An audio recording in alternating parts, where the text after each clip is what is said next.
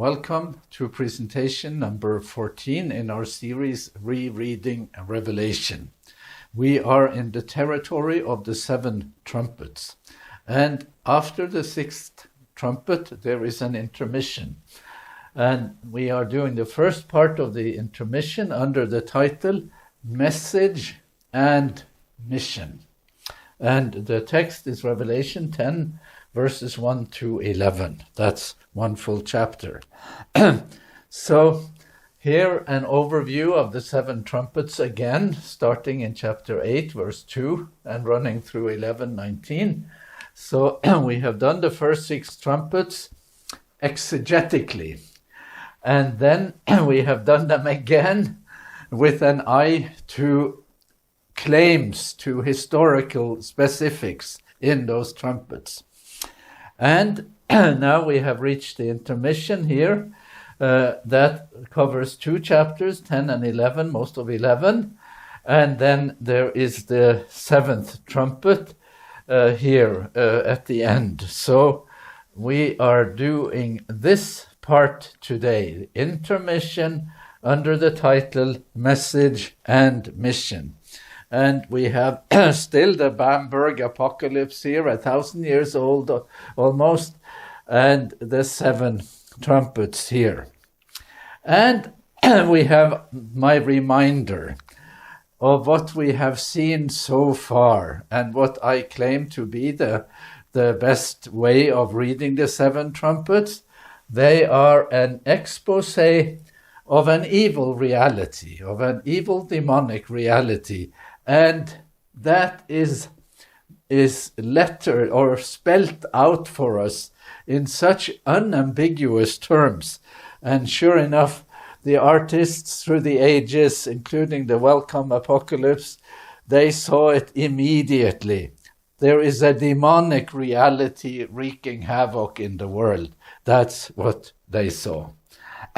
So the pattern here with the timeout or the intermission is similar for the trumpets and the seals. So in the seal sequence, we have 6 seals, one after the other, and then there is a timeout. And this is illustrated like that. They call it a timeout, and I commented earlier that it is a timeout only in the sense that you refocus on something that is relevant to all the other elements in the sequence, but there is a kind of special preparation. We need to get something right before the end comes, before the 7th seal here and before the 7th trumpet here. But they are similar, very similar. The pattern is the same. So by way of review, just to see how this has worked, just to look back on the seals and on the trumpets, because there is a kind of progression here. We see restraint applied to the bad side in the 7 seals. This is at the beginning of the intermission in chapter 7. After this, I saw 4 angels standing at the 4 corners of the earth, holding back the 4 winds of the earth, so that no wind could blow on the earth or the sea or against any tree. And then I saw another angel ascending from the rising of the sun, having the seal of the living God, and he called with a loud voice to the 4 angels who had been commissioned to damage the earth and the sea, saying, "Do not damage the earth or the sea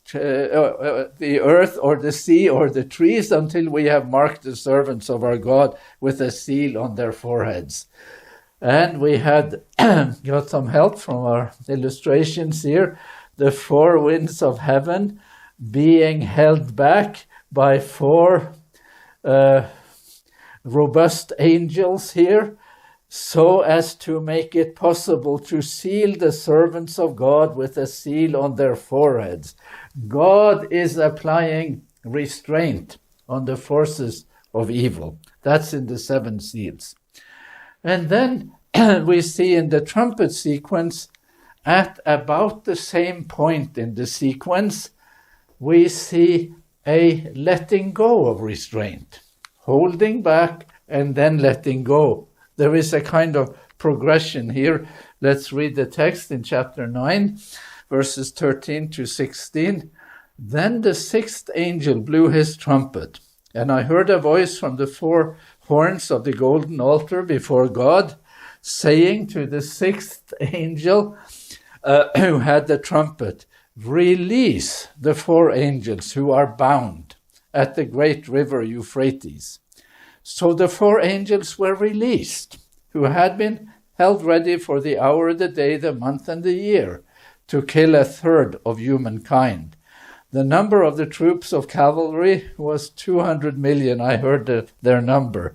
Something awful, something big is here coming to completion or coming to fruition. And my headline here, God is letting go of restraint. There are the angels who are now untying those who have been bound. And these are, this is God letting go of restraint on angels that are bad angels, that belong to the other side. And we argued that when we covered those texts. But there is progression here. That's what we're seeing. And it is in this context, in the context of this progression, that there is a timeout in this, in the trumpet sequence. Let's spell it out. So here, going from the seals to the trumpets, there is progression toward a climactic moment. Restraint on the forces of evil in the seven seals, and letting go of restraint in the seven trumpets. And 6 seals, and now 7 trumpets, as increasingly bizarre depictions of worsening demonic activity. And then the intermission, or the timeout, describing the situation, the task, the challenges, and the method of the believing community. So in some ways you are shifting the camera, shifting the focus from what the bad side is doing to what God and the good side will respond, or how that side will respond. And I will read this one again. Why the timeout? Message and mission. These interludes are not so much pauses in the actual sequence of events as they are literary devices by which the church is instructed concerning its role and destiny during that period of world history. And here you can see an American-style referee, and a timeout is called, and there will be a refocusing, a clarification, and a new determination to get it right. That's what we are seeing here. We're now ready to start reading in chapter 10 in the message and mission part here. And I saw another mighty angel coming down from heaven, clothed in a cloud, with a rainbow around his head. And his face was like the sun, and his legs like pillars of fire. And he had a little open scroll in his hand. He gave a great shout, like a lion roaring. Here in the Cambrai Apocalypse, we have the picture here. There is this is John, and this is the angel that is coming down from heaven. And you will see why he raises his right hand. And there is an open scroll, a little scroll. That's the image here in the illustration. And there is one that is even more fancy. That is Albrecht Dürer's even more detailed depiction in color. The face like the sun. Those pillars like columns of fire. And here is the another angel there interacting. There is the open scroll that John eventually will eat. And there are some other details here. So what comes to mind when you read this text in Revelation 10 is an Old Testament text, yet again. And the text in the Old Testament this time is from the book of Daniel. And the influence of the book of Daniel on this chapter can hardly be exaggerated. Let's look at the similarities. In Daniel chapter 10, I looked up and saw a man clothed with linen, with a belt of gold from Uphaz around his waist. His body was like beryl, his face like lightning, his eyes like flaming torches, his arms and legs like the gleam of burnished bronze, and the sound of his words like the roar of the multitude. And you will see here similarities with respect to the face, the waist, the everything about it is similar. So these are virtually identical figures, and it is a VIP person, a very important person with a very important message, because the way he is described suggests as much. He almost looks like a divine figure. That's what we need to take away from it. And when he shouted, notice he shouted with a big roar. And when he shouted, the seven thunders sounded. Here is a very strange text. And when the seven thunders had sounded, I was about to write. But I heard a voice from heaven saying, seal up what the seven thunders have said, and do not write it down. Now, I call this Revelation's lone secret, because the book of Revelation is supposed to tell us things. Here, the book of Revelation tells us that there is something to be known, but we don't get to know it. This is strange. There is one little withholding here. I won't speculate what it could be. The Angers Apocalypse does it very nicely. Seven thunders here, and John about to write, and then being told not to write it. That's what you see here. Here is another one, and the Deuce Apocalypse, the seven thunders here. I will magnify them in a moment. And John is about to write and being told not to do so. Here you can have it in a magnified version, the same one. See here, I counted them. There are seven, and they have sounded, and something is told, and we don't get to know what it is. Maybe that's unsettling, but we need to move on. Let's read in chapters 10, verses 5 to 7. Then the angels whom I saw standing on the sea and the land raised his right hand to heaven and swore by him who lives forever and ever, who created heaven and what is in it, the earth and what is in it, and the sea and what is in it. There will be no more time. But in the days when the seventh angel is to blow his trumpet, then will be brought to completion the mystery of God, in line with the good news announced to God's servants, the prophets. And here again, we will resort to Albrecht Dürer's illustration. This is the angelic figure.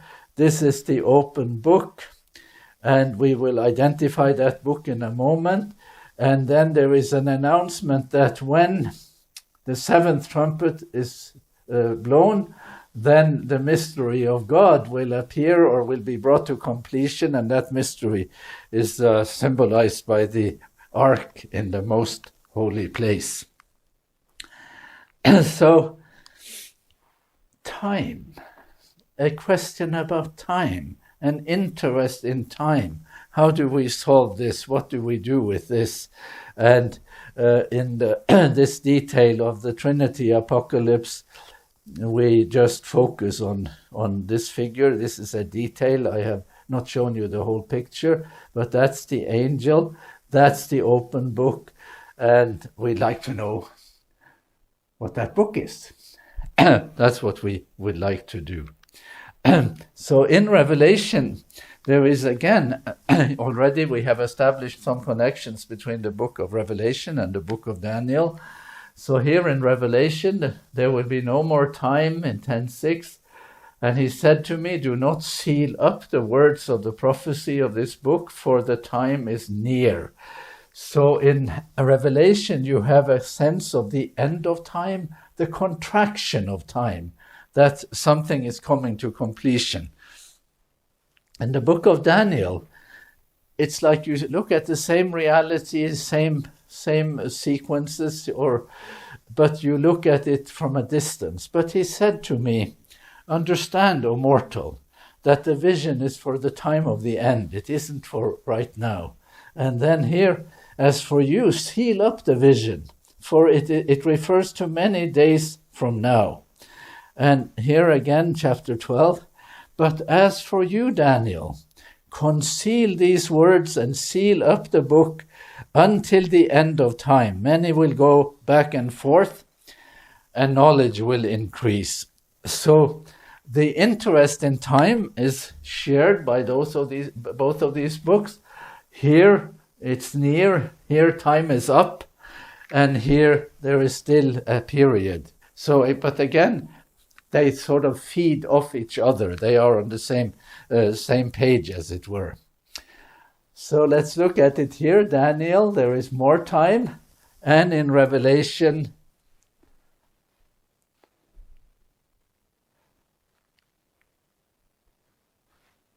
no more time, end of time. So the solemnity of what is proclaimed here is unquestionable, and the figure that proclaims it is also a major figure. So we have had as our method here that all these terms in Revelation can be explained, or that we will do better if we look at the Old Testament background. So let's do that in some detail now of these verses we have read in Revelation here. First, this expression, the good news announced to God's servants, the prophets. This is an echo of Amos, the prophet Amos in the Old Testament. Surely the Lord God does nothing without revealing his secret to his servants, the prophets. God as a revealing God. God as someone who practices openness, transparency, full disclosure. So that clearly echoes Amos. And then, going back to the text here, then will be brought to completion the mystery of God, in line with the good news announced to God's servants, the prophets. Now our interest is in the mystery of God, that expression. Is there anything in the Old Testament to help us in that regard? And I will surprise no one when I say that there is something in the Old Testament, and you should not be surprised by now, for the way this chapter is headed, to think that it is in the book of Daniel. And here is one really amazing and strange chapter, the second chapter in the book of Daniel, the story of the Babylonian king Nebuchadnezzar and his dream, and the complexities, or all the sort of messiness around figuring out this dream. And I am now explaining this and giving this as background information to shed light on the term the mystery of God, that according to Revelation 10 is coming to completion. Let's read it.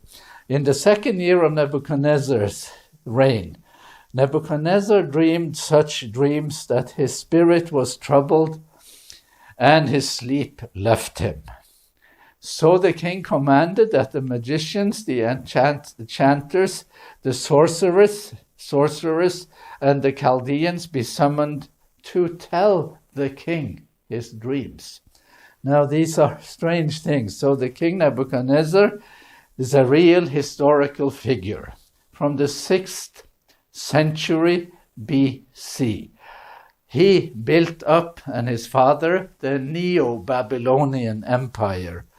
And then they conquered Israel, and they deported a lot of people, including Daniel and his friends.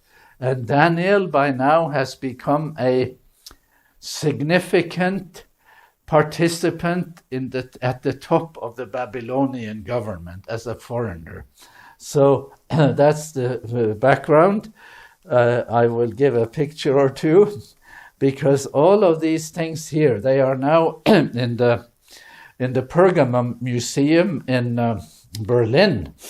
But this is the procession street leading up to the Ishtar Gate in the ancient city of Babylon at the time of King Nebuchadnezzar, whose signature is all over this. He was a big figure. It was not a joke.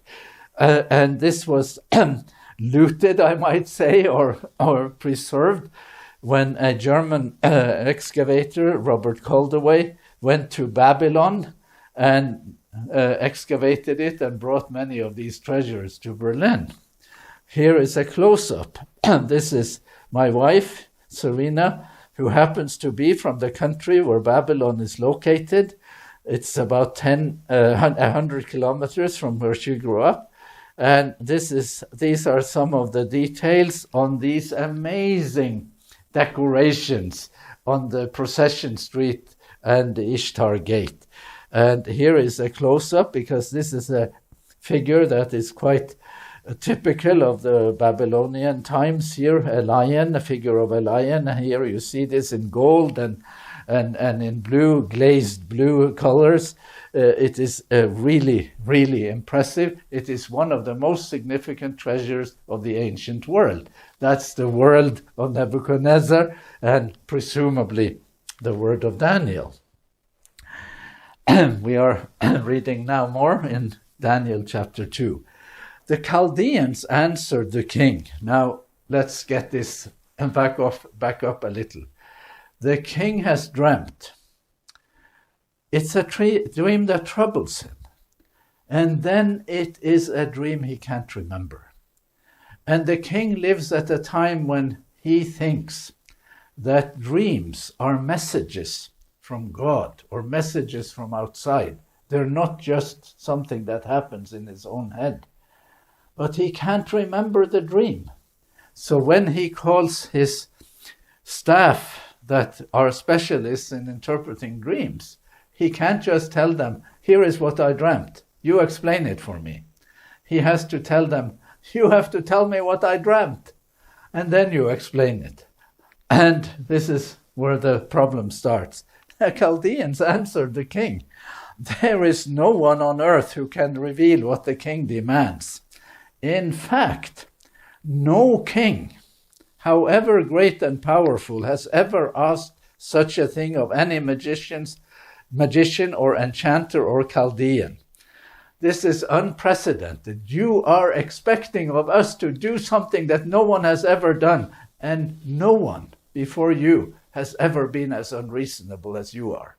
It's pretty hefty stuff to say to a kind of autocratic king.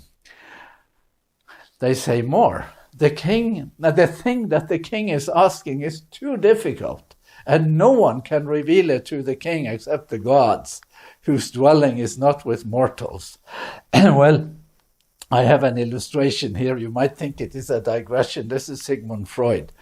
In the Bible, there are two Jewish intellectuals, two big Jewish figures in exile, one in Egypt, Joseph, and one in Babylon, Daniel. And both of them are interpreters of dreams. They are biblical interpreters of dreams. And then coming along in the 19th and into the 20th century, there is Sigmund Freud, who is a major figure in the way we think about the world today, as a Jewish Austrian psychiatrist who in 1900 or thereabouts wrote a book about how to interpret dreams. So he is the Jewish dream interpreter of our age. And this is what the people say at that time: you have to tell us the dream and then we can interpret it. And Sigmund Freud would, to some extent, say the same, that you have to get the patient to tell you the dream first. But there is a little bit of a hitch here, and I won't belabor the point, I just mention it. Richard Webster was for a short time sitting on the top of the Freud archives, and then he got disenchanted. He wrote a book, Why Freud Was Wrong. And the subtitle is Sin, Science, and Psychoanalysis. Notice that here you have to tell me the dream before I can interpret it. And Freud, to some extent, abiding by that, except that Freud thinks he knows what people have dreamt. He thinks that you must push them. You must push the patient to remember, not just dreams, but other things, memories. And this view of how things are in a person's psyche is the origin of what is today called the false memory movement, that the therapist leads the patient to remember things that didn't really happen. It's a big thing in psychiatry. It's a big thing in forensic psychiatry especially. And this is one of the reasons why Richard Webster will say that Freud was wrong and is not as good an interpreter of dreams as Joseph or Daniel. I may add that. Okay, let's go back to the text. So the text again in Revelation is the mystery of God. And now we'll see what happens in the book of Daniel. And I have a couple of illustrations here just to get us back to that subject and forget everything I said about Freud. This is Michelangelo's Daniel in the Sistine Chapel. This is Rembrandt, or a student of Rembrandt, looking at the figure of Daniel, who is deeply shaken after one of his visions a little later in the book, and an angel comes to comfort him. And this is Marc Chagall's depiction of Daniel in the lion's den. These are lions, and there is Daniel, and he is unharmed. The story of Daniel in the lion's den. Okay. The king wants to know what he has dreamt. His experts can't tell him. And now we will read on. So Daniel also gets to know that the king has this thing, and that they have actually said he is actually threatening the dream interpreters with the death penalty. So Daniel went to his home and informed his companions, Hananiah, Mishael, and Azariah, and told them to seek mercy from the God of heaven concerning this mystery. This is why we are so interested, because Revelation talks about the mystery of God. About this mystery, so that Daniel and his companions with the rest of the wise men of Babylon might not perish. Then the mystery was revealed to Daniel in a vision in the night, and Daniel blessed the God of heaven. And then he goes to the king, and he says this. Daniel answered the king, no wise men, enchanters, magicians, or psychoanalysts, or whatever they do, diviners, can show the king the mystery that the king is asking. But there is a God in heaven who reveals mysteries. And he has disclosed to King Nebuchadnezzar what will happen at the end of days. Your dream and the visions of your head as you lay in bed were these. And now he will tell him the dream. So I will digress a little here and just by some figures show what has happened. This is King Nebuchadnezzar, who has had a dream. He thinks that it is a message from God. This is God. And Nebuchadnezzar thinks that there has been a communication from a higher power to him in a dream. But he cannot remember the dream. So he has a big problem. And this is where the dream interpreters come in, and I will make this Daniel and his friends. So Nebuchadnezzar tells them about his problem. And Daniel, unlike the other interpreters, thinks that God has communicated with him. He believes in that kind of reality. So he turns to God. He and his friends turn to God. And God answers and tells Daniel his dream. So there is an objectivity to the content of the message here. It isn't just something that originated in his head. He tells Daniel his dream. And Daniel goes back to King Nebuchadnezzar and tells him, here it is, I'll tell you what you dreamt. We could do a lot more on this and epistemology and the way reality is constructed, but this is how it works in Daniel chapter 2. And now he will explain it. By the way, here is the king dreaming, and we'll return to that. Let's read the text first. You were looking, O king, and lo, there was a great statue. The statue was huge, its brilliance extraordinary. It was standing before you, and its appearance was frightening. The head of that statue was of fine gold. Let's see here. Let's look at it again. This is a Dutch illustration from the 15th century. So, dreaming the king, and he dreams about the statue, and he explains the head, how it looked.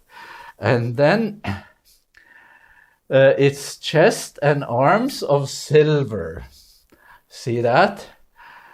And its middle and thighs of bronze. See that?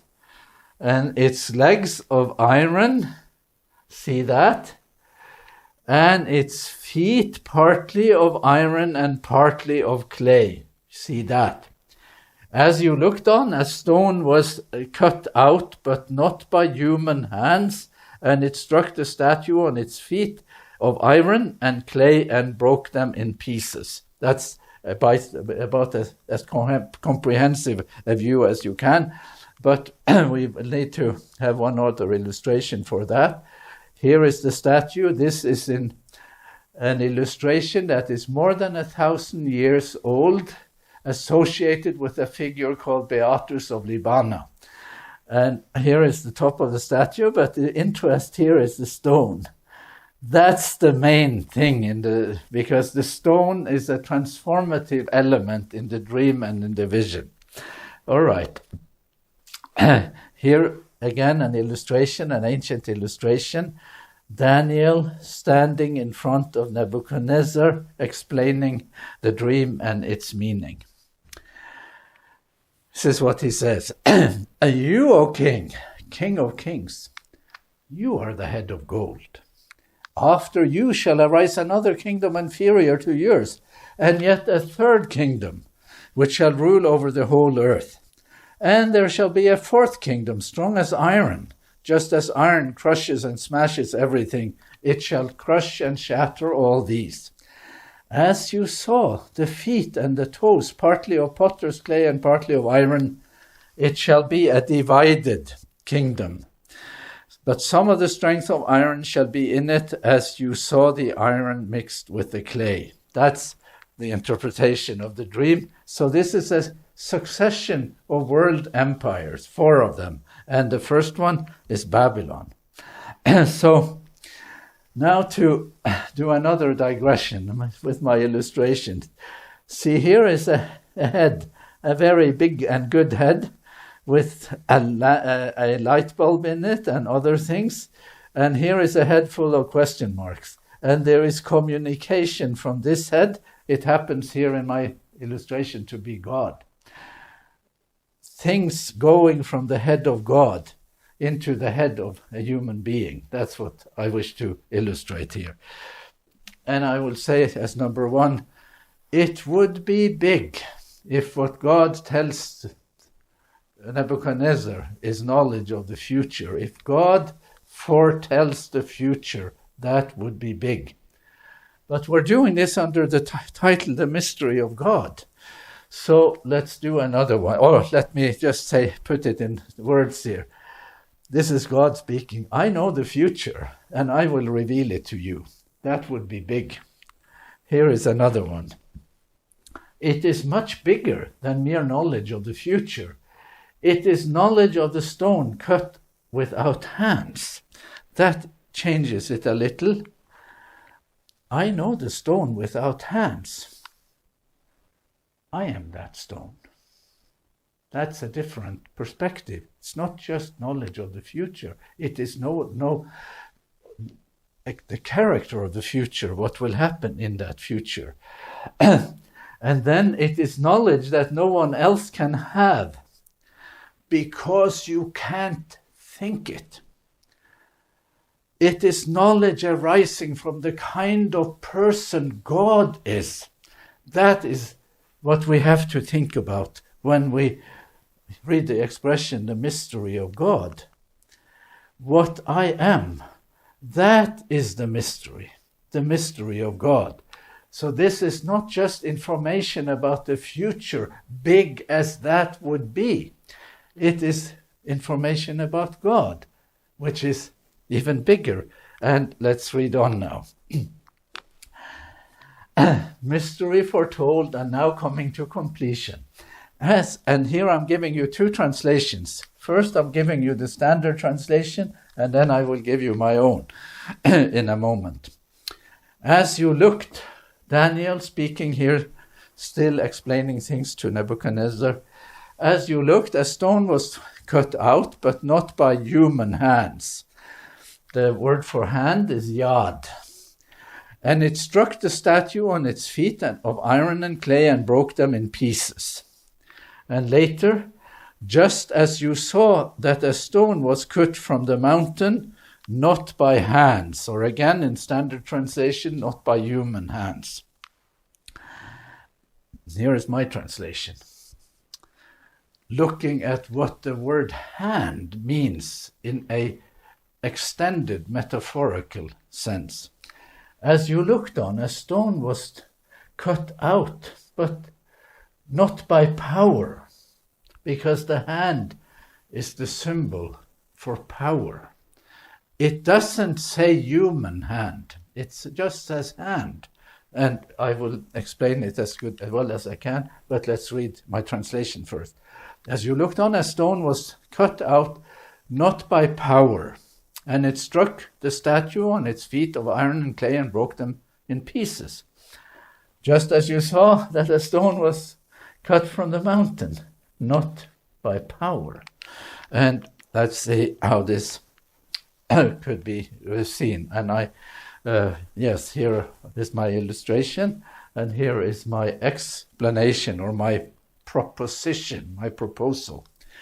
The mystery in the dream of King Nebuchadnezzar, the mystery of God, is not only the contrast between human and divine agency. Nebuchadnezzar, the empire's human powers, and then a power not by hand as a contrast, that the power, this is God as the agent. It is not only the contrast between human and divine agency. It is the contrast of character and method. A kingdom established without the use of power. The kingdom of the Lamb that was killed with violence. This is what is being prefigured ever so subtly in this dream of Nebuchadnezzar. A stone was cut out. But it is not the principle of power that is controlling that other kingdom, as it were. Mystery of God brought to completion. And then in the end, and then Nebuchadnezzar says to Daniel, the king said to Daniel, truly, your God is God of gods and Lord of kings, and a revealer of mysteries. For you have been able to reveal this mystery. And the word mysterion in Daniel occurs 8 times in the book. And it will be Daniel's gift to the book of Revelation to help us understand the meaning of the mystery of God. Let me use this illustration too. The mystery of God, the mind of God. That's kind of where we're headed. Something communicated from God to us. And the mystery of God is about God and not about time. It is the mystery of God, about God. God is the subject matter, and rather than time. It is not just the ability to foretell the future. It is telling us something about God. We'll have a little more to say about it, but here it's a timeout, much needed, because maybe we read it and take away a message that is something less than what we should have. So here is the book and its content again, and I have now treated us to that text many times, so we don't need to read it again. But here in the Jews' apocalypse, here we see the scene of transferring this. A book of Daniel, the mystery of God, and now just to summarize this, no more time, no more chronos, time is up, the end has come, it is the time of the completion of all things. That's what we are seeing here. The mystery of God, announced beforehand, is now coming to completion.